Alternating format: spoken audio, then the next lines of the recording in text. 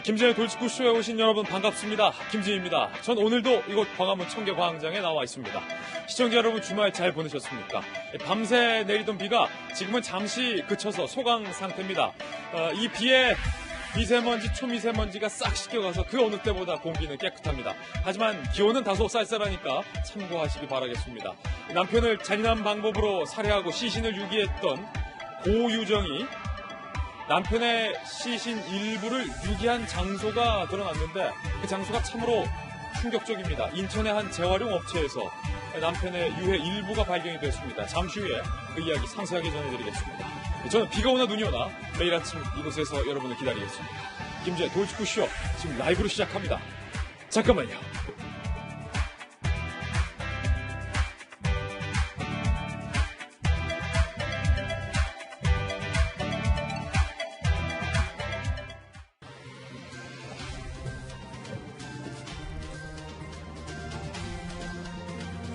신문 읽어주는 남자입니다. 대한민국 경제 좋다, 잘 가고 있다 라고 낙관론을 펼쳤던 청와대가 대한민국 경제가 심상치 않다라고 처음으로 공식석상에서 밝혔습니다. 청와대가 경제가 심각하다는 걸 이제야 인식했다라는 평가가 나오고 있습니다. 동아일보입니다. 윤종원 경제수석이 이렇게 얘기한 겁니다. 하방 위험이 장기화될 가능성이 있다. 경제 괜찮다. 연말이면 경제 좋아질 거다. 내년이면 경제 나아질 거다. 청와대는 계속해서 이렇게 이야기를 했는데 그 경제 낙관론을 청와대가 접었다는 겁니다. 윤종원 경제수석은요. 대외 여건이 불확실하다라고 얘기했는데 이렇게 얘기했습니다. 경제 불확실성이 당초 예상보다 더 커진 상황이고 대외 여건에 따른 하방 위험이 장기화될 소지도 배제하기 어렵다. 이렇게 얘기한 겁니다. 경제수석이 경기가 심상치 않다라는 것을 인식한 셈인데 지금까지 문재인 대통령은 4월 29일, 5월 19일, 5월 28일 경제 괜찮다라고 이야기를 해와서 하반기 개선 자신감에서 뭔가 청와대가 한 발 물러선 듯한 모습을 보였습니다. 그렇다면 대한민국 경제가 지금 어느 위치에 와 있느냐? OECD 국가 중에서 얼마나 대한민국 경기가 심각한 거냐? 중앙일보가 잘 썼습니다. 한국의 경제 성장률이 5년 새 7위에서 18위, 2배 넘게 뒤로 밀렸고 실업률은 36위에서 28위. 실업률이 이게 좋을수록 안 좋은 겁니다. 역주행을 하고 있는 겁니다. 이 그래프 한번 보실까요? 빨간 게 경제 성장률 순위인데 지금 보시면 2016년 11위. 근데 지금 보시면요. 2017년, 2018년에 18위로 뚝 떨어졌습니다. 5년 전만 하더라도 대한민국 경제 성장률은 OECD 국가 중에서 7위권이었는데 어쩌다 지금 18위까지 떨어진 건지 모르겠습니다. 반대로 실업률은 비슷하게 유지되다가 2017년에서 2018년으로 갈수록 실업률이 OECD 국가 중에서 28번째로 높은 5명을 안게 됐습니다. 그렇다면 올해 OECD 국가 1분기로만 따지고 봤을 때는 성장률 비교가 어떻게 될지 그 옆에 있는 그래프도 함께 보시죠. 성장률이 가장 좋은 국가 1등은 폴란드, 그리고 대한민국, 멕시코, 칠레 정도만 성장률이 마이너스대로 오히려 떨어진 것을 보고 있습니다. 경기가 그렇게 안 좋다는 칠레, 멕시코보다도 대한민국의 경제 성장률이 더 역주행을 하고 있는 모습 볼 수 있습니다. 자영업도 문 닫고 또 퇴직급여 타는 분들도 사상 최대치를 갱신하고 있는데 대한민국 경제 정말로 걱정됩니다. 다음 신문입니다. 이번엔 조선일보입니다. 개그맨 김제동 씨의 최근 고액 강연료가 논란이 됐었죠. 그런데 알고 봤더니 김제동 씨에게 주려던 강연료 1,550만 원이 이 교육부의 눈먼 돈이라는 지적이 나왔습니다. 그 눈먼 돈의 정식 이름은 풀뿌리 교육자치사업 예산인데 작년에는 30억, 올해에는 45억 원의 예산이 책정됐습니다. 김제동 씨에게 주려 했던 이 예산, 교육부는 정작 모르고 있었다는 겁니다. 어떻게 쓰이는지도 제대로 파악되지 못하고 있었다. 그래서 눈먼 돈이라는 건데 이번 논란이 일자 교육부가 뒤늦게 부랴부랴 사업 예산이 어디에 어떻게 쓰이는지 점검해 보겠다라고 뒤늦게 밝히기도 했습니다. 그래서 눈먼 돈이라는 얘기가 나오고 있는 대목입니다. 다음 신문입니다. 이번엔 한국일보입니다. 한국일보가 오늘 특집 여론조사 결과를 발표했습니다. 내년 총선에서 지역구 의원은 민주당 후보를 찍겠다. 대신 정당을 투표하는 정당 지지는 한국당을 찍겠다. 라고 여론조사 결과가 나와서 상당히 오늘 흥미로운 기사입니다. 여론조사 결과 한번 보실까요? 먼저 첫 번째 여론조사 결과인데요. 내년 총선 지역구 국회의원으로 투표할 정당 후보에는 더불어민주당이 23.9%, 그리고 내년 총선 비례대표로 투표할 정당, 그러니까 사람한테 안 찍고 정당한테 찍는 정당 투표는 자유한국당이 21.3%로 높았습니다. 이 여론조사 결과가 과연 무엇을 의미하는 걸까요? 대한민국을 대표하는 여론조사 전문가 모셔다 두고 잠시 후에 자세히 분석해 보겠습니다. 다음 신문입니다. 이번엔 경향신문입니다. 바지선 세척과 크레인으로 둘러싸서 선체를 고정하는 방식으로 침몰한 유람선의 인양이 본격적으로 시작될 예정입니다. 조타실부터 우리는 수색을 하고 있습니다. 이르면 내일 정도 강 속에 가라앉은 헤블라니 호를 드러낼 모습을 아마 볼 수 있을 것 같습니다. 무사히 순조롭게 잘 인양이 되기를 저희들도 기도하는 마음으로 지켜보겠습니다. 다음 신문입니다. 이번엔 한겨레 신문입니다. 반전과 전율의 사광 신화 36년 만에 다시 썼다. 잠 못 잔 분들 아마 많을 것 같습니다. 새벽에 환호성과 탄식이 교차로 왔다 갔다 하는 게 들렸습니다. 대한민국 U20 축구 국가대표팀이 36년 만에 4강전에 올랐습니다. 세네갈을 꺾고 거의 반전의 드라마였습니다. 세네갈을 꺾고 4강에 올라가는데 이참에 그냥 완전히 우승까지 했으면 좋겠다라는 바람이 있습니다. 잠시 후에 정말로 전율이 이뤘던 4강 경기의 주요 장면과 상당히 흥미로운 뒤에 숨겨져 있는 비하인드 스토리까지 저희가 상세하게 이야기 나눠보겠습니다. 지금까지 신문 읽어주는 남자였습니다. 네, 오늘 아침 저와 함께 등판한 등판 선수부터 소개를 해드리겠습니다. 저희 돌직구쇼 전담 변호사, 월요일의 남자, 변한봉 변호사님 나왔습니다. 그리고 민주당의 미래, 더 나아가 국회의 미래, 박용진 의원, 바르다 박선생, 박정하 전 청와대 대변인 모셨습니다. 한국이미지전략연구소의 허은하 소장님과 오늘 김변민 박사님이 일주일간 또 개인 사정으로 부재를 해서 오늘은 여론조사 전문가, 넉넉한 인사이트 K 연구소장 배종찬 소장님 특별히 모셨습니다. 모두들 어서 오세요. 반갑습니다. 정말이지 끔찍한 사건. 전 남편을 잔인한 방법으로 살인한 것도 모자라 시신을 유기까지 한 이 고유정의 정말로 잔인한 범행 방식에 많은 사람들이 충격을 금치 못하고 있습니다. 이 고유정이 유기한 남편 시신으로 추정되는 유해가 발견이 됐습니다. 먼저 이 피해자의 영상을 먼저 한번 보실 텐데요. 이 사망한 남편, 아빠이자 남편이죠. 아들을 만난다는 생각에 운전을 하면서 아들을 만나러 가는 그 길에 블랙박스 영상이 공개가 됐는데 아들을 만난다는 설레임에 콧노래를 불렀던 이 아버지의 마지막 영상이 많은 사람들의 가슴을 더욱더 안타깝게 하고 있습니다. 그 영상부터 직접 확인해 보시죠.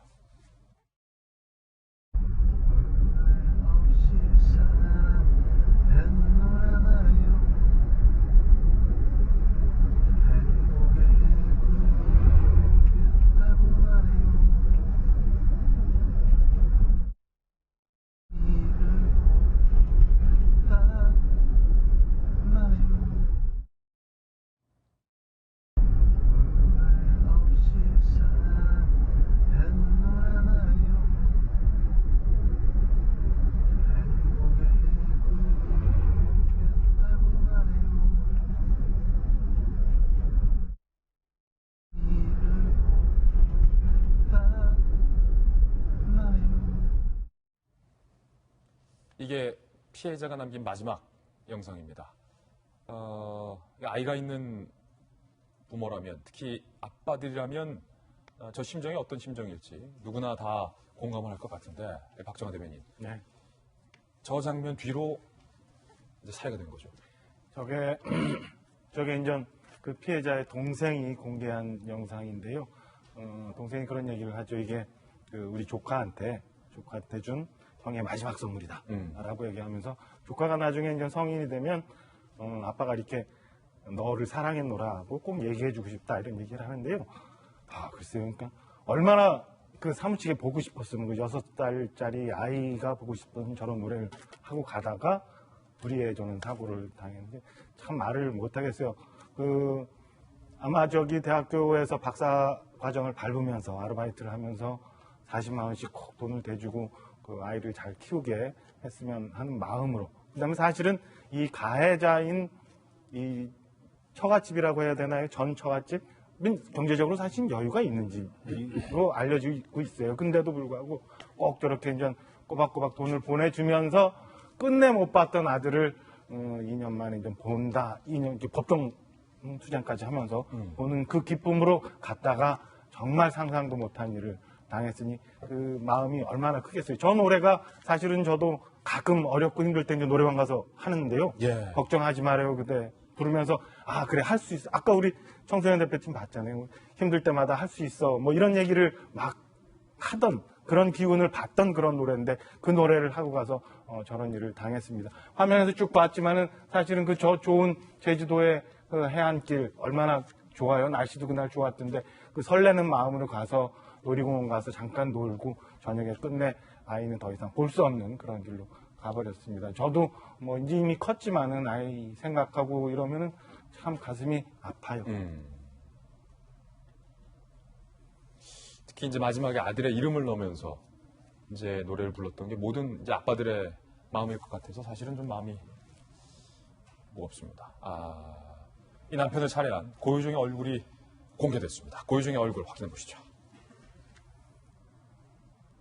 네, 지금 애초에 공개석상에서 고유정이 머리를 완전히 숙여서 모든 언론들을 피했던 지금까지의 장면과는 달리 고유정도 인식하지 못한 사이에 얼굴이 이제 찍혀서 공개가 된 겁니다. 경찰이 얼굴과 신상을 공개하기로 결정했기 때문에 우리 취재진들이 이 얼굴을 찍은 것에 대해서는 뭐 당연히 공개할 수 있는 겁니다.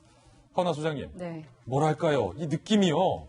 지난번에 고유정이 뭔가 잘못한 듯, 뭔가 고개를 푹 숙이고 마치 면목이 없는 듯 그렇게 지나가던 때와 지금 언론이 없다라고 본인은 인식하고 있을 때에 찍힌 사진이잖아요. 네. 그러니까 이게 진짜 모습인데 뭔가 묘해요. 어떻게 보십니까?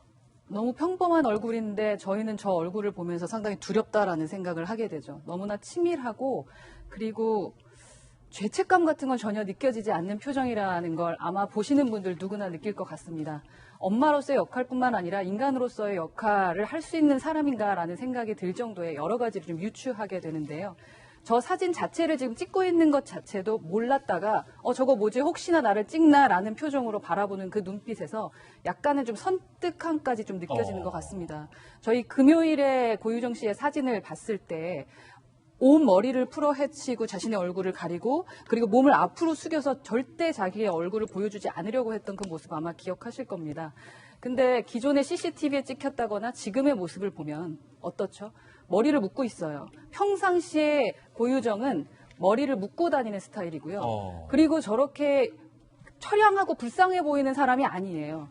어떻게 경찰에 가 있는데도 이 얘기가 좀 어울릴지 모르겠습니다만 여자들 머리를 묶었을 때 저렇게 위에 이렇게 볼륨을 주기가 어려워요. 평상시에 지금 펌어도 하고 염색도 하고 내가 누구를 죽였는지 죽이기 위해서 준비를 했던 사람이라고 전혀 정말 상상도 안 될 만큼 양심 자체가 없는 사람이라는 게 느껴지는 게 저러한 모습인 겁니다. 내가 누구를 죽여요. 그리고 내가 그런 거에 대해서 미안함이 있어요. 그럼 어떻게 저렇게 자기 자신을 꾸밀 수가 있을까? 절대 저렇게 못합니다. 네, 저렇게 절대 못합니다. 그리고 도대체 잘못됐기 때문에 자신의 얼굴을 드러내지 않으려고 한 건지 아니면 이렇게 하다 보면 또 그냥 지나가겠지. 내가 뭐 벌을 받아봤자 뭐 잠시 살다 오겠지. 라는 생각을 하고 있는 건 아닌지 라는 정말 많은 숨어있는 그 심리가 보여지는 표정이 아닌가라는 생각이 듭니다. 예. 며칠 전, 조금 전 블랙박스에서 보셨던 그 남편의 시신으로 추정이 되는 유해가 발견됐습니다. 그런데 그 유해가 발견된 장소가 정말이지 충격적입니다. 이 소식은 저희 이지훈 기자가 취재했습니다. 경찰이 산더미처럼 쌓인 쓰레기 더미를 수색합니다. 경찰 병력 60명과 함께 경찰견까지 투입됐습니다. 고유정이 살해한 전 남편의 것으로 추정되는 뼈조각 일부가 지난 5일 인천에서 발견됐습니다. 범행 이후 11일 만 범행 장소인 제주 펜션과는 500km 가까이 떨어져 있습니다. 뼈로 추정되는 물체비가 수수한 게 라면 박스 한 300일 정도. 고유정은 지난달 25일 제주도 펜션에서 전 남편을 살해한 뒤 완도행 여객선에서 훼손된 시신 일부를 바다에 버렸습니다. 이후 경기 김포시 아버지 소유의 아파트에서 남은 시신을 또다시 훼손해 쓰레기장에 버렸는데 이때 유기한 시신 일부가 발견된 걸로 보입니다. 경찰은 범행 현장인 제주 펜션에서도 피해자의 것으로 보이는 머리카락을 찾아 유전자 검사를 진행하고 있습니다. 피해자 유가족은 하루라도 빨리 시신을 수습해 장례라도 치르고 싶다고 호소했습니다. 채널A 뉴스 이지훈입니다. 이준 기자의 리포트에 나왔듯이 고유정이 여기저기에 시신을 유기하고 다녔다. 그리고 지금 발견된 아마 남편의 시신일 가능성이 매우 큰 상황인데 쓰레기장에 버렸고 그 쓰레기장이 배달이 된 재활용 업체 소각장 직전에서 남편의 유해가 발견이 된 겁니다. 제주경찰청의 강력계장 양수진 계장의 이야기도 한번 들어보시죠. 이게 소각할 때 가열이 되기 때문에 그 당시에 어떤 비닐이나 이런 부분도 어떤 파괴될 우려가 있어서 지금은 좀 나올 수 있다라는 걸 단정할 수 없고. 변환봉 변호사님, 지금 시신일 것으로 강력히 지금 현재는 추정이 되고 있는데 이의 일부가 발견된 곳이 바로 이곳입니다. 경찰이 수색을 해서 찾아냈고 이제 소각 업체에서도 발견을 해서 경찰과 함께 확인하고 있는 모습인데 정말로 경악스러워요. 고유정 씨가 처음에는 범행 일체에 대해서 함구를 하고 이야기를 하지 않으면서 수사에 상당히 좀 어려움이 있었습니다. 동기라든가 살해 방법이라든가 살해 후 시체를 어떻게 처리했는지에 대해서 전 얘기를 하지 않았었습니다. 그래서 이제 경찰이 그동안의 행적을 떠듬떠듬 더듬으면서 혹시 어디 바다에 유기했던 것은 아닌지 어디에 유기했던 것인지를 상당히 좀 CCTV 분석을 통해서 확인을 해왔던 것 같습니다. 그리고 이제 고유정 씨의 행적을 다 찾아보면서 이제 김포 그 부친의 자택 인근의 영상을 보고 분리수거라는 상관을 보면서 이것이 일반 쓰레기가 좀 다른 것 같다. 아마도 그 안에 시신이 있지 않겠느냐라고 좀 수사를 계속했던 것 같습니다. 그리고 김포에서 버려진 쓰레기는 인천 소각장에서 세운다는 것을 알고 그 인근에서 이제 경찰을 동원해서 혹시 뭐 사체 일부라도 발견되는 것이 아니냐 해서 했었던 것 같습니다. 근데 이제 소각장에서 이제 쓰레기를 태울 때 500에서 600도 정도 열로 가열해서 태우기 때문에 정상적인 이제 뭐 동물 사체라든가 사람의 신체 같은 경우도 거의 흔적도 없이 사라지게 됩니다. 거의 화장하는 형식처럼. 그렇기 때문에 뭐 이제 사체 일부를 발견했었지만 거기서 워낙 고온으로 인해서 조직 같은 것이 모두 파괴가 됐기 때문에 과연 이 DNA 감식을 통해서 이것이 피해자의 것인지를 살펴본 데 있어서 상당히 좀 과학기술의 한계가 있는 것으로 보여집니다. 그렇군요. 이뿐만이 아닙니다. 고유정이 마트에서 범행 도구와 세정제들을 구입하는 CCTV 영상도 확보가 됐는데 경악스러운 건 범행 도구와 세정제를 사면서 포인트 적립까지 했다는 겁니다. CCTV 영상 함께 보시죠. 분홍 치마의 고유정이 여러 가지 물건을 마트에서 구입합니다. 저 중에는 범행 도구로 쓰였던 연장도 있고요. 그리고 지금 보시는 것처럼 강력한 세정제도 다수 구매를 한 사실이 CCTV에 확인이 됩니다. 고유정이 범행 도구와 세정제 등을 다 구입한 후에 지금 물건을 카트에 싣고 있죠. 뭐 우유와 다른 물건들도 함께 구매를 합니다. 자, 계산원이 지금 분주하게 물건을 많이 구매했기 때문에 전산을 찍고 지금 보시는 것처럼 쓰레기 봉투죠. 쓰레기 봉투를 꺼내서 계산원이 세는 영상도. 근데 지금 이 장면, 핸드폰 어플리케이션에 있는 포인트 적립을 하고 있는 장면까지 선명하게 CCTV에 포착이 됐다는 겁니다. 범행 도구도 그리고 범행 이후에 어떻게 사건 현장을 정리할 세정제를 사면서 그러니까 전 남편을 죽일 계획을 짜면서 포인트 적립까지 지금 하고 있는 모습이 CCTV에 포착이 됐다는 겁니다. 다시 한번 보시죠. 바코드로 포인트 적립하는 장면 확연하게 볼 수 있습니다. 허나 소장님, 네. 이 충격적인 장면 도대체 우리가 어떻게 받아들여야 됩니까? 너무 끔찍한 것 같아요. 지금 포인트 적립을 한 다음에 포인트 적립이 잘 됐는지 다시 한번 확인해요. 네. 어떻게 저럴 수가 있죠? 기본적으로 약간의 떨림이라도 있다라던가 무언가의 그 두려움이 있다면 주변을 한 번쯤은 살펴보게 되죠. 아니면 망설임이나 후회 뭐 이런 게 하나도 네. 없다. 이걸 해야 되나 말아야 되나 이런 생각도 들 거고 주변을 둘러보게 될 겁니다. 그리고요. 그 물건을 다시 한번 확인해요. 진짜 다 실렸는지. 정말 저 영상을 보니까 더 끔찍하고 정말 고유정은 인간이 아니구나. 동물보다도 못한 사람 같다. 라는 생각이 드는 정말 무서운 장면 같습니다. 예, 박용진 의원님 지금 보시는 것처럼 고유정이 시종일관 치밀하게 준비했던 것뿐만 아니라 이 말은 또 어떤 의미냐면 여유가 넘쳐 보인다라는 것으로도 풀이가 되는 것 같아요. 처음에 이 사건이 워낙 끔찍하고 어떻게 있을 수 있는 일인가라고 하는 강력한 사건, 살인사건이어서 아마 저뿐만 아니라 많은 분들이 똑같이 생각하셨을 거예요. 우발적으로 또 서로가 그동안 뭐 이혼 과정, 같이 살았던 과정, 그리고 이혼 과정, 그리고 더 나아가서는 아이 면접권과 관련된 소송 과정 등에서 분노가 쌓여 있다가 우발적으로 벌어진 일 정도로 생각을 했었거든요. 그런데 지금 저 화면을 보면서 그러니까 범행에 쓰여질 것으로 추측되는 여러 도구들을 구입을 하고 또 그 구입한 물품들에 대한 포인트까지 정립하는 모습을 보면 이거는 계획 범행이고요. 계획 범행이다. 예. 그리고 어떻게 시신을 처리할 것인지에 대한 계획까지 다 지금 세워놓고 관련된 물품들을 세정제를 비롯한 관련된 물품들을 구입을 하고 그런 다음에 포인트 정립을 한다. 참 뭐라고 얘기를 해야 될지 잘 모르겠고요. 이게 지금 우발적인 사고가 아니라 사건이 아니라 계획범죄라고 하는 것이 드러나면서 또 그 피해자가 끔찍하게 시신이 유기되었다라고 하는 사실이 점점 확인이 되면서 저는 걱정은 지금 아이입니다. 남겨진 아이. 아빠는 그렇게 끔찍하게 돌아가셨고 엄마는 살인자로 남겨진 아이는 이제 어떻게 해야 되나. 엄마의 얼굴까지 다 공개됐고요. 부탁인데 그 삼촌 그리고 아마 그 할아버지 등이 계실 텐데 우리 친가든 외가든 우리 어른들이 남겨져 있는 어른들이 이 아이를 정말로 잘 보살펴 주시길 부탁드리겠습니다. 예. 안타깝습니다. 배종찬 소장님, 지금 저 사건, 끔찍한 사건이 발생한 곳은 제주도. 인근 주민들도 아마 많이 놀랐을 것 같은데 제주 지역 주민들의 여론은 좀 어떻습니까? 경찰 수사에 고개를 갸우뚱거리는 상황이 속속 나오고 있어요. 경찰 수사에. 인근 지역 주민들은 이 경찰이 초기 대응입니다. 초동 수사.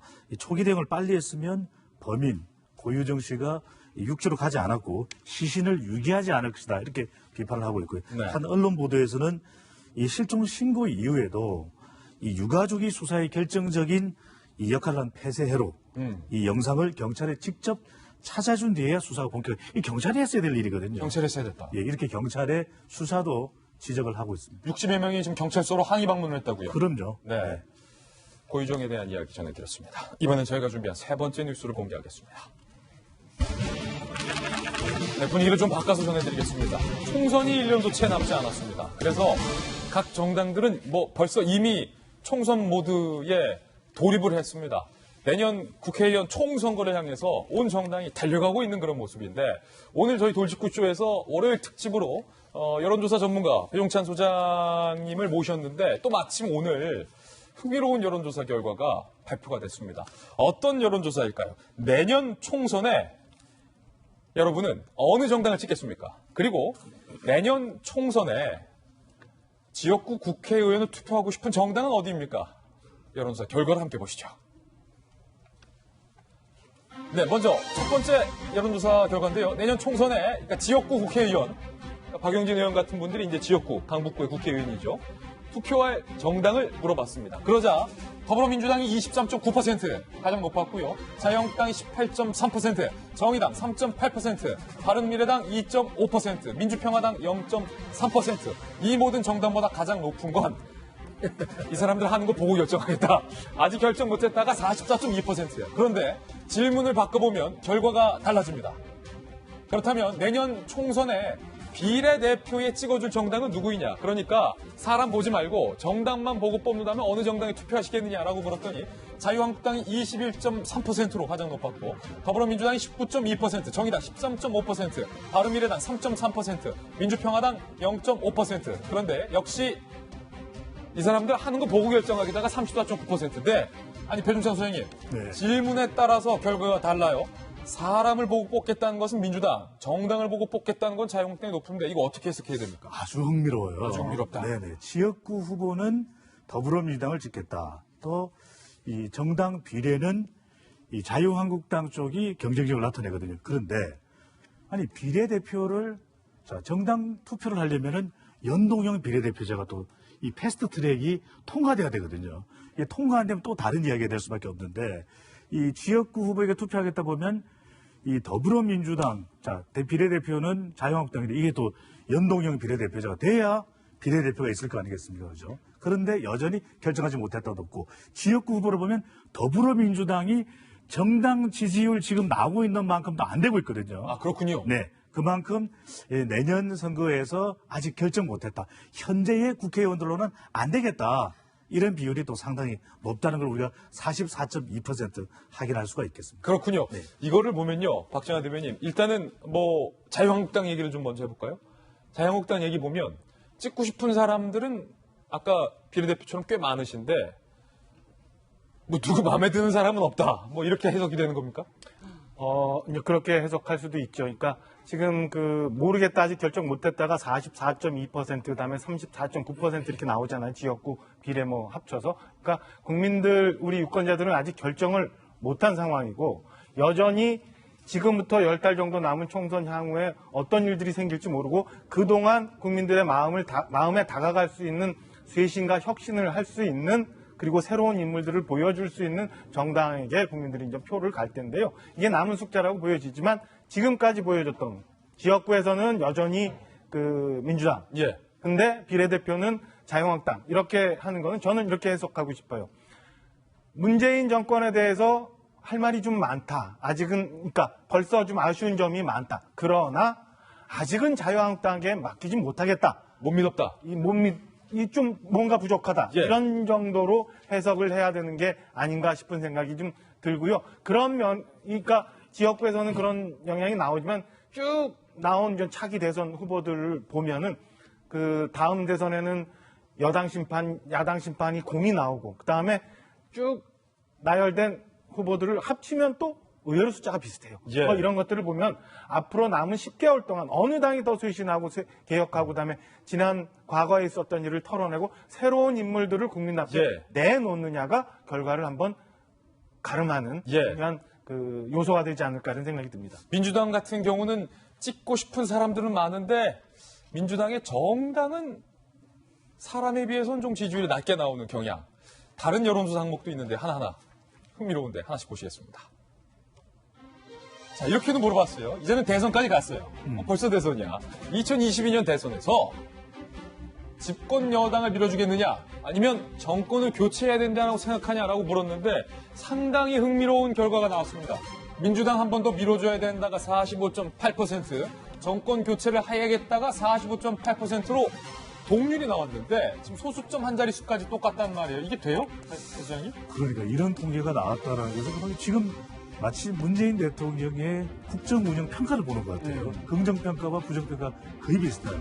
민주당을 한 번 더 밀어주기에는 지금의 대통령의 국정 운영이 만족스럽지 못하고 또 정권 교체에 힘을 실어주자니 자유한국당은 믿음직스럽지 못하고 지금 국민들은 양쪽에 다 이 똑같은 정도의 힘을 실어주면서 한번 지켜보겠다 앞으로 어떻게 할지. 네.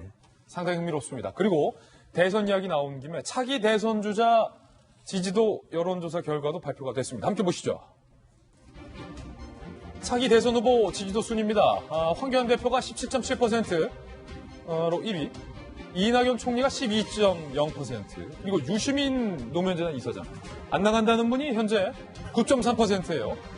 박원순 시장 5.4, 유승민 의원 5.2, 이재명 지사 5.2, 심상정 의원 4.9, 홍준표 전 대표 3.2, 오세훈 전 시장이 2.7, 안철수 전 대표가 2.6, 없다 16.4, 모른다 나한테 묻지 마 9.3%. 박용진 의원 이게 상당히 흥미로운데 네. 지금 이낙연 총리와 황 대표는 뭐 여전히 네. 양쪽에서 높은데 지금 유시민 이사장이 꽤 코카콜라 방송 이후에 약진을 했다. 이게 뭐 안 나가신다고 하는데 다른 여론조사에 의하면 유시민 이사장은요 안 나왔으면 좋겠다가 압도적입니다. 그래요? 예, 그러니까 이제 이른바 개혁 진보 성향의 유권자들 층에서도 그 지지나 호감도의 것과 출마를 원하느냐 원하지 않느냐의 질문에서는 전혀 다르게 나와요. 그래서 유시민 소장은 조금 더 지켜봐야 될 것 같고요. 저기에 빠진 분이 또 한 분 있죠? 저 아니고요. 저를 보세요.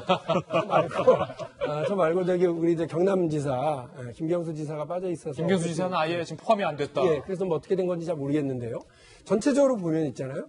그러니까 쭉 나열을 해놓고 보면 황교안 지금 자유한국당 대표가 1위를 고수를 하고 있습니다만 이거를 여권 후보들과 야권 후보들로 이렇게 묶어보세요. 네. 퍼센테이지들을. 그래서 황교안 플러스 홍준표 플러스 오세훈. 그다음에 안철수까지 이렇게 합친다고 유승민 안철수가 합쳤을 때와 이낙연, 유시민, 이재명, 심상정 이렇게를 박원순을 합쳤을 때. 그렇군요. 굉장히 재밌어요. 제가 방송 들어오기 전에 봤는데요. 심상정 의원을 제외하고 지금 여야를 구분하면 31.9 대 31.4예요. 똑같아요. 이렇게 지금 더하기를 잘하시는 분이 옆에 계셔주시기 때문에 다행인데 이거 아주 되게 중요하고 재미있는 측면이거든요. 그러니까 아까 정권 교체냐 아니면 정권을 더 연장할 거냐 이 부분에 대한 질문에서도 이렇게 똑같이 나왔다고 하는 거고요.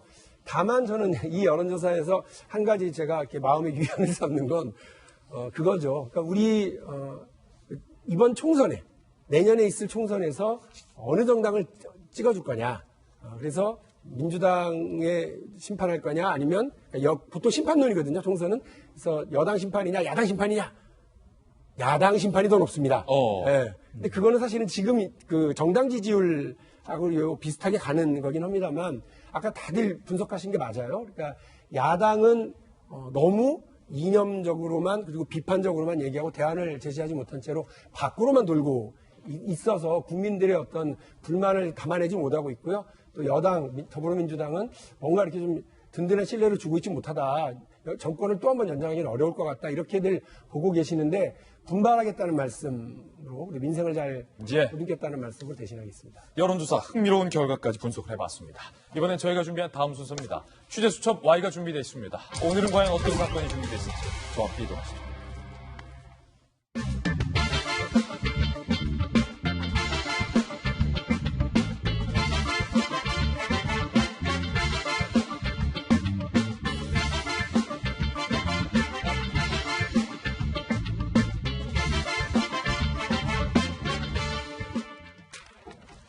취재수첩 Y입니다. 대한민국 최고의 범죄 심리 전문가, 경기대학교의 이수정 교수님 오늘도 모셨습니다. 어서 오세요. 현안무 변호사님도 함께하겠습니다. 두 분과 함께 살펴볼 첫 번째 취재수첩 사건부터 함께 보시죠. 7개월의 아이를 굶어 죽인 정말로 비정한 부모. 아이는 굶어 죽는데 옆에서 술과 게임으로 이 부모는 시간을 보냈습니다. 이 비정한 부모의 사건과 그리고 특히 이 엄마의 충격적인 뒷이야기까지 오늘 준비가 되어 있습니다. 전말부터 함께 보시죠. 지난 2일 생후 7개월의 여아. 제 아들이 지금 딱 7개월이 지났어요. 그래서 좀 더욱이 안타까운 건데 종이 상자 안에서 이 여아가 숨진 채 발견이 됩니다. 숨진 부모는 그때 당시 이렇게 얘기했습니다. 귀가해보니 아이 몸에 개가 핥힌 자국이 있어서 연고 발라준 후 재웠다. 라고 당시에 변명을 한 거죠. 그런데 알고 보니 부모의 거짓말이었다는 겁니다. 서로 아이를 돌볼 것으로 생각해서 각자 외출해 있었다. 돌아와 보니 숨져 있었다. 결국 아이가 일주일 가까이 부모 없이 홀로 방치해 있었다는 거예요. 누가 아기 밥 주고 누가 아기 재우고 누가 아이 기저귀 갈고 누가 아이 씻겨줬던 겁니다. 아무도 안 돌봤다는 거예요. 야, 어떻게 이럴 수가 있습니까? 부모라는 이름을 가진 사람들이 말입니다. 아동 학대 치사 혐의로 부부가 모두 구속이 됐습니다. 그런데 더욱더 충격적인 것은요.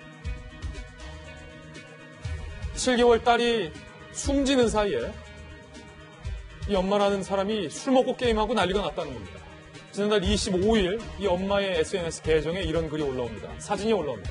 오랜만에 모여서 술 마셨다. 자기는 술 먹고 안주 먹고 할 거 다 했습니다. 지난달 26일 어제 오늘 같이 술 마셨다.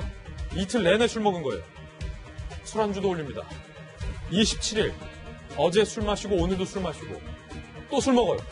28일 작은 언니랑 작은 언니 아는 오빠분이랑 2차까지 달리고 끝까지 달리고 또 술 먹습니다. 술상 사진. 그리고 급기야 숨진 딸이 발견된 후에도 이 엄마라는 사람은 SNS 활동을 하는데 31일이 딸의 사망 사실을 안 시점으로 경찰은 추정하고 있는데요. 그때에도 이렇게 올립니다. 3일 연속 안 좋은 일만 일어난다. 그리고 이 아버지란 양반은요. 아내가 이렇게 5일 연속 술 마시는 동안 PC방에서 내내 게임을 하고 있었던 것으로 확인됐습니다.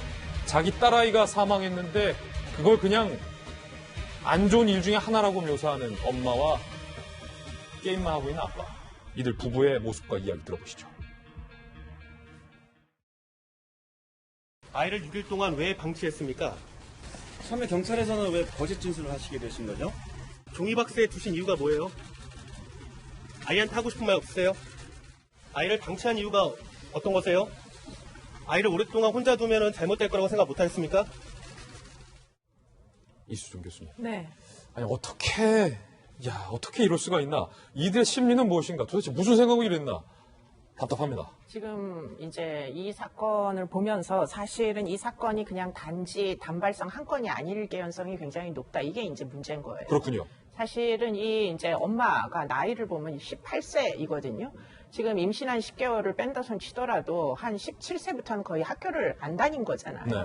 그렇기 때문에 우리나라에 지금 최근에 한 4, 5년 사이에 학업 중단자가 무지하게 많이 늘어나면서 결국은 그 아이들에 대한 관리가 지금 전혀 안 되고 있는데 그 사이에 한 4, 5년이 흘러가면서 어떤 종류의 일들이 벌어지는지를 단적으로 보여준 사건입니다. 예. 아마도 이 아이 말고도 이런 처지에 빠져 있는 뭐 그런 10대 임신한 이런 이제 미혼모들이 있을 수 있고 과연 그들이 이제 사회적인 여러 가지 안전한 시스템 속에 보호 시스템 속에서 아이들을 키우고 있느냐 하는 게 이제 문제인데요. 지금 이 사건도 사실은 물론 뭐 이 이제 부모를 1차적으로 비난을 해야 되겠지만 그런데 문제는 이 사건이 5월 17일 날 아동 학대로 이웃에 의해서 신고가 됩니다. 이미. 네. 예. 그렇기 때문에 그때는 뭐 물론 복도 바깥에 유모차 안에 아이가 울고 있긴 했지만 아이가 살아 있었어요. 그런데 그 살아있는 아이를 왜 구조를 못하고 이 아이가 결국은 보름 후에 이렇게 시신으로 발견될 정도로 우리 사회는 아동 학대에 대해서 이렇게 보호하는 시스템이 없는지를 사실은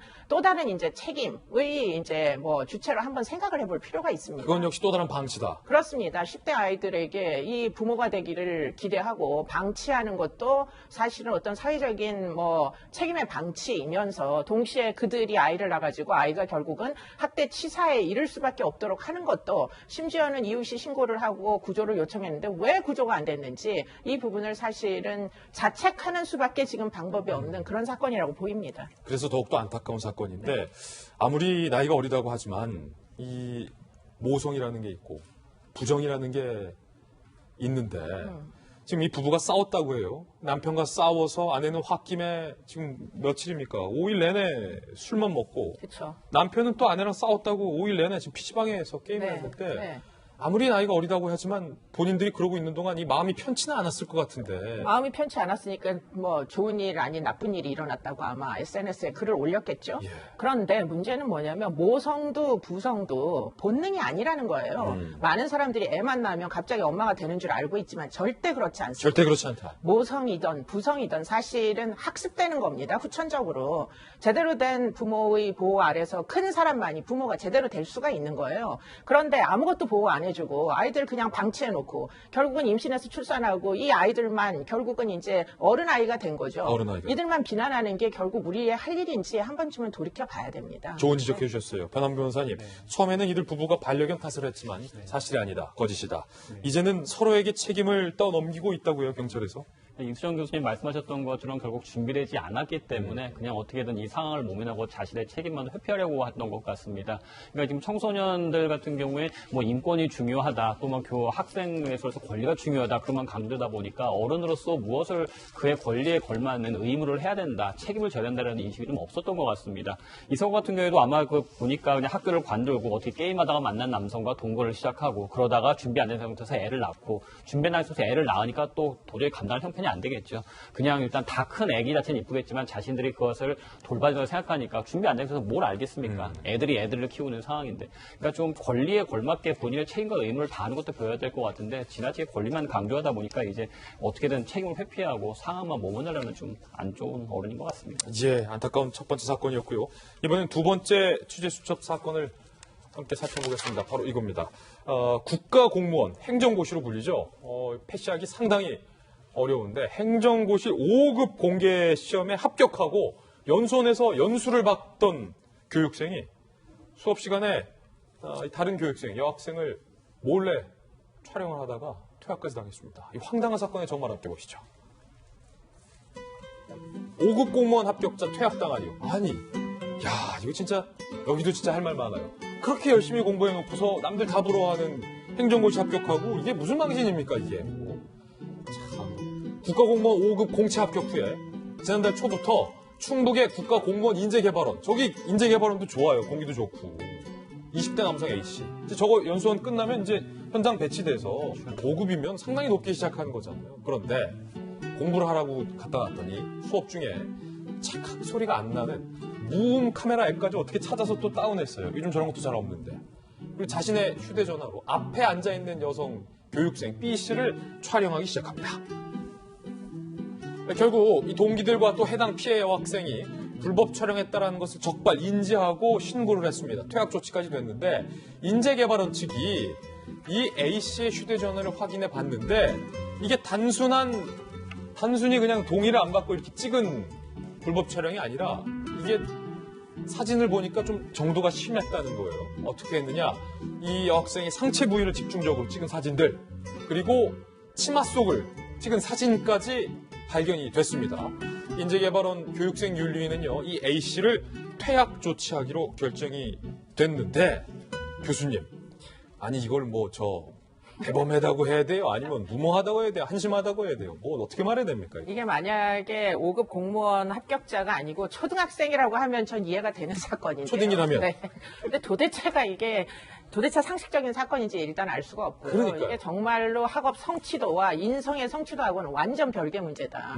공부 열심히 해봤자 뭔 소용이 있습니까? 인성이 이런데. 그렇죠. 관심이 있으면 가가지고 여자 앞에 있는 여성에게 사귀자 이렇게 얘기하면 될 거를. 사귀자. 네. 그러면 사귀면서 저절로 이제 알게 되는 건데 뭐가 도대체 답답해가지고 저렇게 이제 몰카. 저건 사실은 습격일 가능성이 굉장히 그렇군요. 높아요. 그러니까 습관을 버리지 못한 채 연수원에서까지 이렇게 부적절한 행위로 인생을 망치는 일이 도대체 상식적인가? 아까도 이야기했지만 도대체 교육기관에서 아이가 사람 되는 거를 안 가르치고 뭘 가르치는지 잘 모르겠습니다. 네. 진짜 마음이 있었다면 저런 행동도 안 했을 거예요. 지금 변한무 변호사님, 인재개발원에서 퇴학이 된다라는 건 이게 뭐가 의미됩니까? 공무원이 된다는 거예요? 아니면 아예 행정고시 자체가 이제 상실되는 거예요? 일단은 공무원 시험에 합격을 하게 된다고 해서 바로 공무원으로 임용이 되는 것이 아니라 합격자를 대상으로 일종의 소정의 연수 과정을 거치게 되고 그 연수 과정을 통해서 이 사람이 공무원으로서 적정하다는 판정을 받게 되면 이제 공무원 임용을 하게 되죠. 근데 이 사람은 정식으로 공무원 임용을 받기 전에 연수 과정이기 때문에 일종의 예비 공무원 신분이 되게 됩니다. 예. 그러니까 국가공무원법상 소총제도를 취하거나 징계가 과하다라고 할 수 있지는 않겠죠. 정 다투고 싶다라면 공무원지 확인에 대한 소송을 하든가 할 텐데 받아들일 여지는 전혀 없겠죠. 이런 식으로 기본적인 도덕관념이라든가 그런 의무의식 자체가 없는 사람인데 이런 사람이 국내에서 봉사한다라는 것은 기대할 수는 없겠죠. 이런 사람은 나쁜 공무원이 될 수밖에 없으니까 본인도 그냥 스스로 자중을 해야죠. 예, 이 한 가지 더 포인트가 이수진 교수님, 인재개발원 측에서는 처음에는 단순히 그냥 불법적으로 찍은 그러니까 상대방의 인재 없이 그냥 이런 일상적인 모습을 찍은 사진인 줄 알았는데 압수를 해서 확인해 보니까 이 여성 교육생의 상체 부분과 급기야 치마 속까지 나왔다. 네. 전혀 다른 이야기잖아요. 그렇죠. 이게 한 번이 아닐 거예요. 그렇기 때문에 이 사람의 과거력도 좀 살펴봐야 될 것이고 그렇기 때문에 지금 인재개발원의 의사결정은 전 굉장히 정당하다고 생각이 됩니다. 그리고 인재개발원 퇴학 잘했다. 네, 퇴학 잘 시킨 것 같습니다. 차후에 여러 가지 부수적인 문제를 유발하지 않기 위해서라도 결국은 인성이 지표가 될 수밖에 없어요. 세금으로 결국 월급 받는 이제 공무원들이니까요. 네. 네, 두 가지 사건 두 분과 함께 또 명쾌하게 풀어봤습니다. 감사합니다. 네, 다음 순서입니다. 이번엔 오늘 하프 시간입니다. 오늘은 과연 어떤 분들이 하프 4인방에 선정이 됐을지 하프 4인방부터 바로 만나보시죠. 이희호 여사께서 오늘 첫 번째 하플 주인공으로 나오셨고요. 그리고 FT 아일랜드에 최민환 씨가 시구를 하는 사진인데 이게 논란이 되고 있습니다. 그리고 홍상수, 김민희 씨, 그리고 홍콩에서 벌어지고 있는 정말로 대대적인 반중국 시위에 대한 소식도 오늘 들어와 있습니다. 하나하나씩 전해드리겠습니다. 고 김대중 전 대통령의 평생 동지이자 영원한 반려자 이희호 여사의 걱정입니다. 건강 상태가 악화됐다는 지금 비보가 전해지고 있습니다. 1922년생으로 올해 97세인 이희호 여사는요, 노환으로 수차례 입원과 퇴원을 반복해왔는데 가족들은 지난 4월 이희호 여사의 병세 악화를 우려해 장남 김홍일 전 의원의 별세 소식도 알리지 않았습니다. 그제 위중한 소식이 알려지긴 했지만 이튿날 다행히 위험한 고비를 넘긴 것으로 전해졌는데 병원을 찾은 DJ의 마지막 비서실장 박지원 의원은요, 현재 많이 안정을 찾은 상태라며 가족들도 일단 귀가했고 병실에는 비서진과 경호 인력만 남아있다고 설명을 했습니다. 이희호 여사의 병환이 일시적으로 안정세를 찾았다는 소식이 전해지고 있지만 모두가 사실은 이희호 여사의 건강 상태에 대해서 걱정하는 마음으로 현재 지켜보고 있는 그런 상황입니다. 박용진 의원님, 이희호 여사가 올해 이제 97살이신데 이게 사실은 병세가 좀 악화됐다가 일시적으로 양호됐다가 이게 좀 최근에 있었어요. 예, 그렇습니다. 그래서 워낙 고령이시기 때문에요. 건강을 계속 유지해 오셨음에도 불구하고 여러 가지 질환이라든지 아니면 이제 본인이 워낙 갖고 있었던 병환들이 있으셨을 겁니다. 그런 것들 때문에 계속해서 지금 병원에서 의료진들에 의해서 이제 이렇게 관리를 하고 있는 중인데요. 말씀이 좀 조심스럽긴 합니다만 이희호 여사는 그냥 단순히 대통령의 영부인으로서의 역할만 하신 분이 아닙니다. 김대중 전 대통령이 한국 민주주의와 인권을 위해서 고군분투하고 목숨까지 내걸었을 당시에 동지입니다. 동지다. 그래서 동교동에 있는 그 자택에는 늘 김대중 그리고 이희호 이 두 개의 명패가 한 40년 전, 50년 전에도요 같이 붙어 있을 정도로 든든하게 믿고 함께했던 그런 분들이시고요. 대통령이 군부 독재 탄압을 받으면서 감옥에 들어가 있을 때에도요 매일매일 김대중 대통령을 일으켰던 정신적인 스승이기도 했거든요. 그리고 한국 여성 운동에 있어서도 선구자적 역할을 하신 분입니다. 그저 대통령 김대중의 반려자와 동지로서가 아니라 그 스스로 한국의 여성 운동을 새로 열어왔던 분입니다. 이런 우리 시대의 중요한 어른이 좀 건강을 다시 회복하셔서 아직도 우리 사회에 가르쳐이고 남겨주셔야 할 것들이 많이 있습니다. 하루빨리 건강을 회복하시길 기대하겠습니다. 이 김대중 전 대통령의 자서전 저도 참 재밌게 읽었는데 거기 보면 김대중 전 대통령이 기억력이 상당히 좋으셨잖아요. 그러니까 이희호 여사, 젊었을 때의 어떤 DJ와 젊었을 때 이희호 여사의 두 부부의 어떤 그 추억이 정말로 굉장히 디테일한 부분까지 세세하게 다 기록이 돼 있는데 두 사람이 결혼하는 대목에서 이희호 여사는 사실은 부잣집에 잘 사는 집 딸내미에 교육도 잘 받고 뭐 하나 아쉬울 게 없었고 당시 젊은 김대중 전 대통령은 가진 것도 없는 정말 배경도 없는 젊은 정치 초년병이었는데 그때 이희호 여사가 결혼을 결심하면서 본인의 친정에 이렇게 통보를 하는 거예요. 내가 갖고 있는 거 다 내려놓고 김대중 씨 이 사람은 이라고 표현하는데 대한민국의 정치에서 키워야겠다. 김대중 전 대통령을 키운 사람의 8알은 아마 이희호 여사인 것 같아요. 좀 전에 박용진 의원 얘기했지만 사실은 그런 신념이 있었기 때문에 김대중 대통령하고 이렇게 오랫동안 같이 회로를 하신 것 같은데 워낙 그 연세가 많으셔서 사실은 올 봄부터 계속 병원에 계신 걸로 알려져 왔어요. 그 동교동계 인사들이 매주 화요일마다 현충원에 가서 이제 김대중 대통령 이제 참배를 하고 점심 식사 같이 하고 뭐 이런 모임을 최근까지도 작년까지도 지금 꼭 다니셨는데 아마 요즘에는 못 다니고 병원에 계신 것 같더라고요. 요즘에는 이제 카톡이 워낙 빨리 돌아서 정부가 교류가 되잖아요. 예. 어제 낮에 정치부 기자들 막 카톡에 불이 막 났었어요. 우리 박지원 의원님이 페이북에 글 올리고 막 이런 바람에 굉장히 위중한 상태다라고 알려져갖고 굉장히 비상이 한때 걸리고 그랬었는데요. 박지원 의원님 앞으로 일 때는 조금 한 스텝 좀 늦춰서 깜짝 놀랐어요. 일요일마다 정치 기자들 힘들지 않게 좀 도와주셨으면 하는 마음 좀 전해드리고 싶어요. 일단 고비는 좀 이희호 여사가 넘겼다고 하니까 다시 좀 회복돼서 조금 더 우리 곁에 좀 계셨으면 좋겠다라는 마음입니다. 이번에 두 번째 하프 주인공 만나보시죠. FT 아일랜드 최민환이 아기를 안고 시구를 해서 논란에 휩싸였습니다. 지난 8일 LG 트윈스와 하나 이글스 경기에 시구자로 나선 최민환. 아기띠를 한 채 아들을 안고 등장해서 있는 힘껏 공을 던졌는데 이 과정에서 지난 5월에 갓 돌이 지난 아들의 목이 이렇게 꺾이는 장면이 그대로 중계 장면에서 포착이 돼서 논란이 되고 있습니다. 최민환의 이른바 위험한 시구에 아기는 머리가 흔들리는 것도 위험한데 목이 꺾일 정도로 시구를 한 건 너무 부주의한 것 아니냐. 굳이 저 돌베개 아기를 안고 시구를 던지는 이유는 뭐냐. 평소에 아이를 안 본 게 티가 난다라는 갖은 비판이 쏟아졌는데 아기를 안고 시구를 했던 다른 연예인들과도 비교되면 더욱 논란이 일고 있습니다.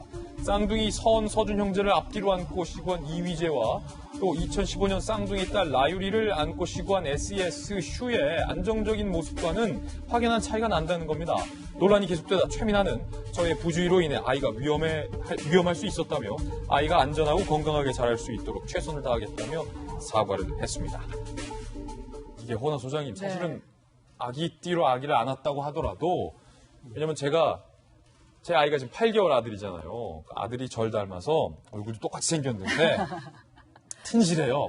팔도 막 이렇게 막 튼실하고 많이 튼실하겠네요. 튼실하고 다리도 튼실하고 많이 튼실한데 그래도 아기띠로 제가 안고 있으면 이게 목을 가누긴 해도 아직은 좀 불안한 마음에 뭐 항상 제가 목을 받치거든요. 근데 그렇죠. 최민환 씨 고의로 그러진 절대 않았을 거예요. 아빠 마음이. 근데 시구 던지는 과정에서 아기 목이 꺾여서 깜짝 놀랐어요, 보면서. 너무 깜짝 놀랐어요. 사람이 어릴수록 머리가 크기 때문에 꼭 머리를 잡아줘야 되잖아요. 그래서 이렇게 앉는 자세 아주 좋습니다. 맞아요. 그래서 아이를 달래거나 보챌 때 우리가 막 흔드는데 흔들게 되면은 흔들린 아이 증후군이라는 게 있습니다. 아, 그런 증후군이 있어요? 그래서 부모나 어른들이 아이가 막 보채면 이렇게 막 흔들잖아요. 그럼 질병에 걸립니다.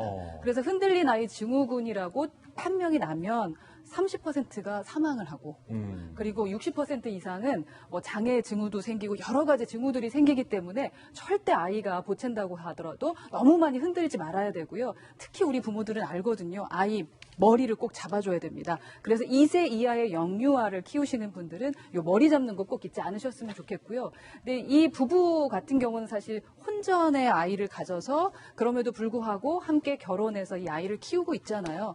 무언가 잘 키우려는 마음은 있었던 것 같은데 아이 키우는 그 방법에 대한 교육은 좀 덜 받았었던 것 같아요. 그래서 그것까지 해서 더 예쁘게 좀 키웠으면 좋겠고 아무런 탈이 좀 없었기를 바라는 마음입니다. 근데 한편으로 우리가 또 너무 심각하게 보는 것 아닌가. 네. 이 FT 아일랜드 최민환 같은 경우에는 야구 부심이 있었던 것 같아요. 이 안전시구 논란인데 앞서 이 서준 쌍둥이 형제를 데리고서 시구를 했었던 이휘재의 경우에는 팔만 사용을 합니다. 그런데 이 최민환 같은 경우에 완전한 와인더블하고 어깨를 사용을 해요. 어깨를 사용해. 이렇게 되면은 안고 있는 아이의 목이 꺾일 수 있는데 뭐 야구 사랑이 워낙 깊다 보니 아마 이렇게 했을 텐데 이런 부분에 대해서도 이제 안전시구 논란도 있는 만큼 앞으로 누가 시구를 하든 간에 이런 부분을 좀 잘 알았으면 좋겠고 또 한편으로는 이 안정적으로 안전하게 야구 시구를 할 사람이 있거든요. 네, 저라고 강조하지는 않겠습니다. 야구 시구에 대한 또 마음까지. 사실은 이 최민환 씨가 변함 변호사님 그 아들에 대한 애정을 사실 방송에서 뭐 아낌없이 드러내서 뭐 아들 바보라는 별명까지 얻을 정도로 아이를 많이 사랑하는데 그 짧은 순간에 그 시구를 잘해야겠다라는 생각이 조금은 좀 앞섰던 것 같아요. 허 소장이 말씀하신 것처럼 몰랐기 때문에 그랬을 거라고 맞아요, 생각을 맞아요. 합니다. 우리 아빠들 로망이 하나 있거든요. 아이들 보면 이렇게 하늘로 번쩍 들어올려서 사진 찍는 거, 다들 하고 싶잖아요. 이렇게 하는 거. 저도 이제 딸아이가 태어났을 때 돌쟁이한테 이제 그걸 시도하다가 이제 어머님하고 집사람에게 쌍으로 등짝 스매싱을 크게 맞았었는데. 등짝 맞았다. 그러니까 아까 소장이 말씀하셨던 것처럼 이게 돌 지난 아이 같은 경우는 아직 뇌가 두개골 안에 자리를 잡지 못하거든요. 그래서 흔들린 아이 증후군이라는 것이 아이를 흔들게 될 경우에 뇌가 자리를 못 잡은 상태에서 몸이 흔들리게 되면 뇌가 머리 안에서 흔들려 버리기 때문에 큰 부상이 올 수가 있답니다. 그래서 아이를 이렇게 목을 못 가는 것도 있긴 하지만 뇌가 좀 더 자리를 잡으라고 아이를 안아주는 것이거든요. 그러니까 이제 아빠들은 이제 일단 잘 모르니까 그냥 귀여우니까 안아주고 싶고 이렇게 얼어주고 싶고 하는데 이제 사랑하는 법도 좀 배울 필요가 있겠죠, 우리가. 야, 저도 이렇게 반성해야 돼요. 저도 이제 비행기 태운다고. 애기. 비행기 많이 했는데 그거 하면 안 되겠네요. 큰일 날 뻔했습니다. 다들 주의하십시다. 이번엔 세 번째 악플 주인공도 만나보시죠. 저희 두 사람 사랑하는 사이고요. 저희 나름대로 진솔하게 사랑하고 있습니다. 진심을 다해서 만나고 사랑하고 있습니다. 모든 것들을 겸허히 받아들이고 있습니다. 우리는 사랑하는 사이다. 세간을 떠들썩하게 했던 희대의 불륜 스캔들 홍상수 김민희. 배우 김민희와 연인 사임을 공개적으로 밝혔던 유부남 홍상수 감독의 이혼 소송이 2년 7개월의 긴 다툼 끝에 이번 주에 결론이 납니다. 오는 14일 서울 가정법원의 최종 선고를 앞두고 있는데 이로써 지난 2016년 12월에 제기한 이들의 지난한 이혼 소송 과정이 과연 어떤 결론을 맺을지 홍 감독이 이혼을 할 수 있을지 여부에 관심이 쏠리고 있습니다. 2017년 당당히 자신들의 관계를 드러낸 후 대중의 시선은 아랑곳하지 않은 채 국제영화제와 서울 모처 등 곳곳에서 함께하는 모습을 보였던 두 사람. 홍 감독의 연인이자 뮤즈인 김민희는 스캔들 이후 줄곧 홍상수 감독의 영화에만 출연해오고 있는데요. 소송 3년 만에 결판지어질 이혼 재판, 그 결과에 따라 두 사람이 결혼을 할 수 있을지에도 대중의 관심이 집중이 되고 있는데, 변한봉 변호사님, 일단 지금 이혼 소송이 어떤 게 관건인 거예요? 일단은 우리나라 법상 이제 판례에 보게 되면은 자신이 잘못을 했을 경우에는 상대방에게 이혼을 청구할 수는 없습니다. 그러니까 내가 바람을 피고 이제 내가 외도를 하거나 불리역전한 관계를 맺었는데 이제 같이 사는 부인과 살기 싫다. 당신과 이혼하겠다라고 하게 될 경우에는 이게 왜 문제가 됐느냐면 과거는 여성들이 경제활동을 하지 않았잖아요. 그러다 보니까 남편이 오로지 경제활동을 했었는데 남편이 새로운 여자와 새로운 삶을 차리겠다. 여자에서 이제 이혼하고 약간의 위자료 재산분할 좀 해주고 나가라 하게 되면 이걸 이제 축출 이혼이라고 하게 되는 거죠. 여성 같은 경우에는 한평생 그래도 기아비만 보고 살아왔었는데 어느 시가 돼서 자기가 더 이상 이제 재혼할 수도 없고 나이도 들고 경제력도 없는 상황인데 약간의 돈만 주면서 내쫓게 된다. 너무 불공평한 면이 있거든요. 그렇기 때문에 자신이 잘못한 사람인 경우에는 상대방이 이혼을 청구할 수 없다. 그러니까 유책 배우자는 이혼을 청구할 수 없다라는 것이 이제 돼 있기는 한데 그런 경우로 상대방도 당신의 책임이 있긴 하지만 적당한 위자료 재산물을 받게 된다면 나도 이혼에 동의하겠다 하면 이혼은 되게 됩니다. 아마 두 사람 사이에도 이제 홍상수 감독 쪽에게 그 책임이 있다라는 것 때문에 과연 이혼을 청구할 수 있는 것인지가 문제가 상당히 좀 됐었을 것 같고 네. 그 이후에 그렇다면 이제 배우자도 나도 이혼을 원하겠다 하겠다라고 한다면 위자료라든가 재산분할을 어느 정도 참작할 것인지 그것이 많이 좀 됐을 것 같아요. 보통 이제 우리 시청자들이 아시는 경우에 오래 살게 되면 부부간의 재산분할 5대5는 해야 되지 않겠느냐라는 생각을 하게 되는데 그것은 예를 들어서 재산 한 5, 6억 대 되는 중산층 같은 경우에는 그 말이 통할 수는 있습니다. 근데 예를 들어서 부적절하지만 예를 들어 대기업 재벌 회장이 이혼을 한다. 근데 그 사람이 자신의 경영 능력으로 예를 들어서 10조 원의 재산을 이루었는데 배우자가 5대5 가게 될 경우는 회사 경영권도 흔들리고 그것은 조금 별개의 거거든요. 그러니까 그런 경우에 있어서 과연 이 경우 재산에 있어서 그 부부의 재산 분할을 어느 정도 기여해야 될 것인지 전적으로 홍상수 감독의 노력인지 아니면 배우자의 영향을 어느 정도 인정할 것인지 그런 많은 쟁점이 있었을 것으로 보여집니다. 그래서 소송까지 2년 7개월이 걸렸고 굉장히 많은 어떤 쟁점들이 논의가 된 것 같은데 한편으로는 일단은 법적인 건 그렇다 치더라도 참 저 두 분이 뭐랄까요? 좀 당당하다. 근데 좀 너무 당당하다. 그래서 보다가 좀 그렇다. 그죠. 감독이라 그러면 저희가 영화를 좀 떠올려야 되고 예. 배우라 그러면 그 사람이 또 출연한 그 영화를 보면서 연기력이라던가 그 영화에 대한 평가를 해야 되는데 저 두 분을 보면 우선 불륜이라는 단어가 먼저 떠오르는 것이 첫 번째 문제인 것 같습니다. 그리고 사랑은 아름답죠. 아름답고 누구나 해보고 싶은 겁니다. 하지만 아름답지 않은 사랑도 있죠. 헤어지고 하셔야죠. 헤어지고. 예, 도널드 트럼프도 3번이나 결혼했어요. 그리고 다른 여성분들과 삽니다. 그 여성과 살았을 때 아름다운 사랑을 저희에게 보여주셨으면 좋겠습니다. 엄연히 옆에 부인이 계시고 아이들도 있는데 저렇게 아름답다, 로맨틱하다라는 식으로 자신의 사랑을 이야기하는 저 두 분을 전 여자 입장에서는 정말 이해를 하지 못하겠습니다. 남잔데 저도요. 네. 저도 이해가 안 돼요. 그렇습니다. 네. 훌륭하신 겁니다. 예. 네 번째 악플 주인공 만나보시죠.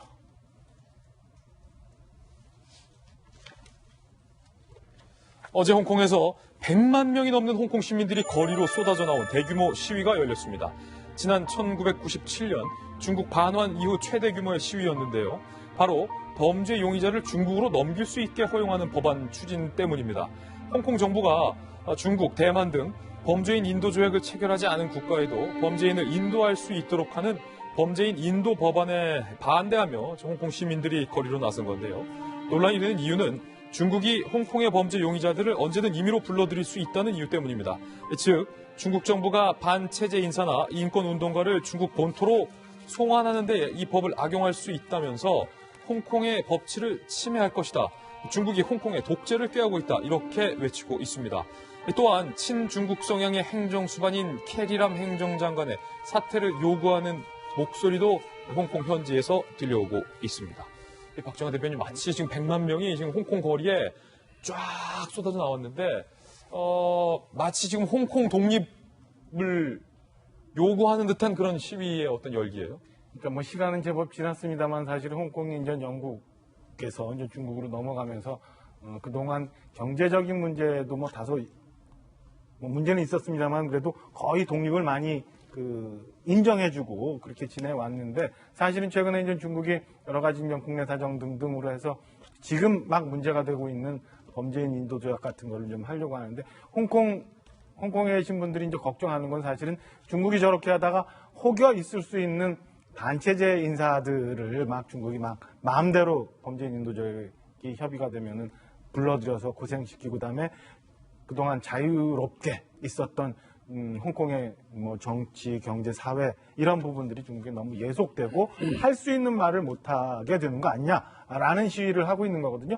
저 이렇게 쭉 모여 있는 분들 보니까 굉장히 저는 굉장히 많은 인파에 대해서도 놀라기도 했는데 그 조용함과 차분함에 대해서 굉장히 숙연해지는 마음도 있더라고요. 그러니까 언제 어느 경우라도 이 인권이나 그다음에 민주주의가 가장 보편적으로 지켜져야 될 가치라는 거를 홍콩 주민들이 좀 보여주고 있는 것 아닌가라는 생각이 들었습니다. 홍콩 시민들이 걱정하고 있는 바가 이해가 되는데 중국의 반체제 운동가가 갑자기 소리 소문 없이 사라져서 아직까지 지금 포책이 안 된 분도 있었고 중국의 유명 탑스타가 몇 개월간 지금 모습을 감췄다가 다시 등장했는데 예전 같지 않은 모습도 보이고 아직 그런 일이 중국에서 지금 벌어지고 있잖아요. 처음에 홍콩을 반환하는 시점이 다가왔을 때요. 전 세계적으로 논란이 있었습니다. 이에 대해서 중국 정부가 내렸던 묘수가 뭐였냐면 일국가 이체제. 하나의 중국이지만 그 안에서 그동안 홍콩이 이루었었던 민주주의와 그리고 시장 경제 질서를 그대로 유지하고 인정하겠다라는 거였습니다. 그러나 지금 보이고 있는 중국의 모습은 홍콩을 반환받았던 시점에서 전혀 달라지지 못하고 있습니다. 얼마 전이 천안문 사태 30주년이었습니다. 그러나 지금 중국에서는 천안문이라고 하는 단어 자체가 그리고 천안문 사태라고 했던 그때의 그 기억이 완벽하게 지워져 있습니다. 이 일을 지켜보고 있는 홍콩 시민들은 불안한 거죠. 언제까지 이 중국이 일국가 이체제를 그대로 유지하고 그 약속을 지킬 거냐. 홍콩이 그나마 누리고 있었던 민주주의 질서, 그다음에 인권에 대한 어떤 향유 이런 것들을 중국 본토의 정부가 천안문 사태를 피로 짓밟았었던 그 중국 본토 정부가 그대로 다시 이식해오는 건 아니냐라고 하는 두려움이 있는데 지금 홍콩 정부에서 이 부분과 관련해서 가장 예민한 어떤 범죄인이라고 표현되지만 반체제 인사 혹은 인권 운동가, 활동가들을 넘겨줄 수도 있다라고 하는 것은 홍콩이 그동안 구축해왔었던 민주주의와 인권 체제에 대한 커다란 위험이라고 느끼는 겁니다. 예. 때문에 저는 홍콩의 저 요구와 촛불 시위는 우리가 가지고 있는 걸 누리게 해줘가 아니라 중국이 변해야 된다라고 하는 얘기라고 생각합니다. 심각하게 들으시기 바랍니다. 예. 저희는 60초 광고 후에 힐링 뉴스로 돌아오겠습니다. 잠시 후 저와 함께 힐링하시죠. 오늘 힐링 뉴스의 주인공은요. 이 개념 없는 식당 손님에게 정말로 돌직구를 날린 뼈해장국 사장님이 주인공입니다. 어떤 사연일지 만나보시죠. 장애인 안내견과 이제 안내견을 동반한 장애인분이 식당에 들어오자 개가 왜 식당에 출입하냐며 한 커플 손님이 불만을 제기하자 이 소란을 듣던 사장님이 주방에서 황급히 뛰어나와서 커플들에게 당신들 먹은 거 돈 안 받을 테니까 당신 같은 손님 필요 없다며 그야말로 사이다 돌직구를 날렸습니다. 이후 소란스러워 죄송했다며 사장님은 손님들에게 수육 한 접시씩 돌리는 넉넉한 배포까지 베풀었다고요. 이에 그치지 않고 안내견과 함께 왔던 이 장애인분이 본인 때문에 이런 소란이 나서 겸연쪽에서 식당을 나가라고 하니까 버선발로 이 장애인분의 손을 잡으면서 불편해하지 말고 언제든지 저희 식당 찾아와 달라며 따뜻한 말까지 건넸다고 합니다. 이 훈훈한 소식을 접한 네티즌들은요. 이 식당, 이 뼈해장국 어딘지 알고 싶다라는 반응이 지금 쏟아지고 있습니다. 타인과 약자에 대한 배려라고는 찾아볼 수 없었던 무례하기 짝이 없던 커플 손님에게 이른바 참교육을 실현하고 한 장애인에겐 따뜻한 배려를 선사한 그리고 손님들에게 제공한 그 수육 서비스.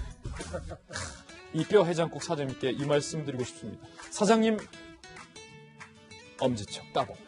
이 감동스러운 사연 또 월요일 아침 산뜻하게 출발하잖아요. 오늘 저희가 준비한 소식 모두 다 전해드렸습니다. 저희는 내일 아침 9시 5분에 더욱더 풍성한 소식으로 인사드리겠습니다. 오늘 하루는 분명 어제보다 나을 겁니다. 좋은 하루 되십시오. 고맙습니다.